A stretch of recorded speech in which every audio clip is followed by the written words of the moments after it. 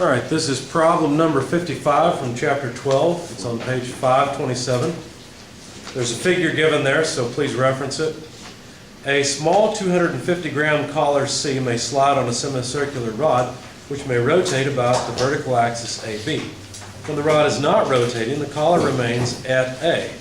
When the rod is slowly brought up to a rotational speed, the collar slides up the rod to an equilibrium position.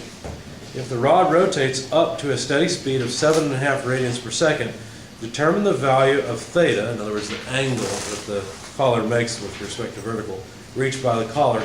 Assume there's no friction between the collar and the rod. All right. I'm going to go ahead and sketch a figure of this on the board as well. It's problem 1255, and the given figure looks like this. The semicircular rod, something like this, and it spins around with a speed of 7.5 radians per second. Okay, so there's the angular speed. We can put a dotted line in here to represent the axis of this collar, or of this rod, excuse me. There's a collar as well that can slide around the semicircular rod. So despite my drawing, this is supposed to be a half circle. And basically what happens is at this speed, the collar makes an angle, theta, with respect to vertical. Now this is supposed to be right to the center of it because we're treating the collar as a particle. So you might think of it as being slung out to some extent. And we know that the radius of the semicircular rod is 0.5 meter. We know that there's no friction between the collar and the rod. But we do know that the collar, C, has a mass of 1/4 kilogram. All right, what's the first thing we always do in chapter 12? Free body diagram. Good job. Yeah, so that we can apply F equals ma. So we're supposed to find this angle. Okay, free body diagram. Let's start there. Here's the collar. It's up on the rod to some extent. I don't know how much. What forces act on it? What can you think of? Anything? Now this is a vertical rod. This is not in a horizontal plane or anything. So what would act on it? Well, gravity, right? So there's weight. So there's one of the forces. Could there be any force along the direction of the rod? No. There can't be. You're right. Why not? Because there's no friction. Right? So it's frictionless. Let me change the angle of this just a little bit to make it clear. I don't want this to look like it's almost vertical. So there couldn't be any force along this direction from the rod, but there could be a force in this direction, right? So let's call that a normal force. And of course, the weight force will just be equal to mg. Now, are these the only forces on the rod? Or could there be any others? I think this is it. Now, this may look confusing because it's obvious the forces are not balanced. And yet the rod is not moving, or the collar doesn't seem to be moving. But be careful about that. The collar is in fact moving. It's rotating around in a circle, right?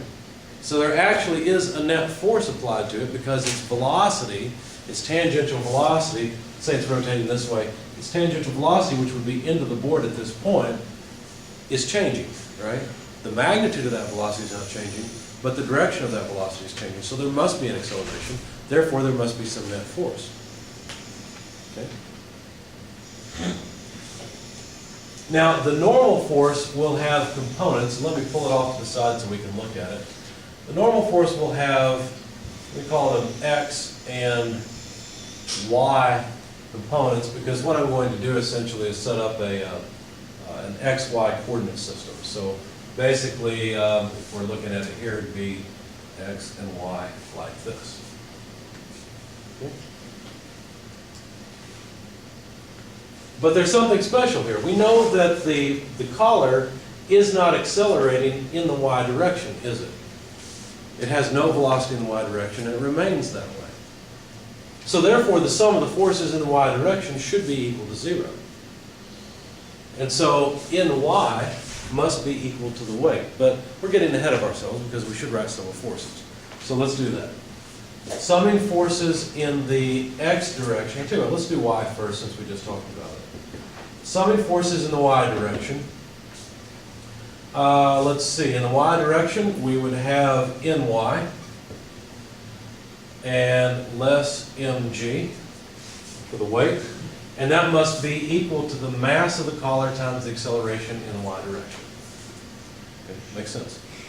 But you know that the acceleration in the y direction is 0, therefore, like we just said, the magnitude of the normal force in the y direction must be equal to mg.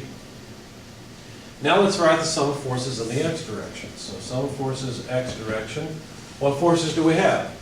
Well, let's see. We've got a component of force in the x direction. It's just n sub x. And it's in the negative x direction. That's the only force that acts in the x direction, so this is mass times acceleration in the x direction. Make sense? Yes? The second line, is that Right here. N, point. NG? mg. M, I'm sorry. No, you're fine. Thanks for asking. Other questions? Yes? What about centrifugal force? Good question. Is there such a thing as centrifugal force?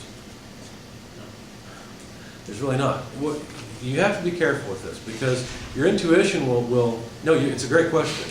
If you're asking it, probably most of the rest of the class is asking the same thing. I really struggled with centrifugal force for a long time. Let me share with you what really helped me.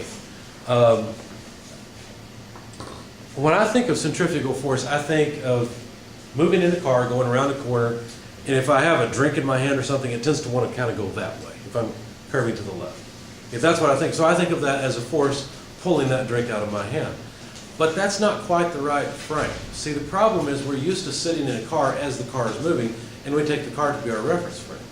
But if you're standing on ground, what would you see? Well, let's sketch it and see. In fact, I'm going to pause the video and pick it up again in a moment.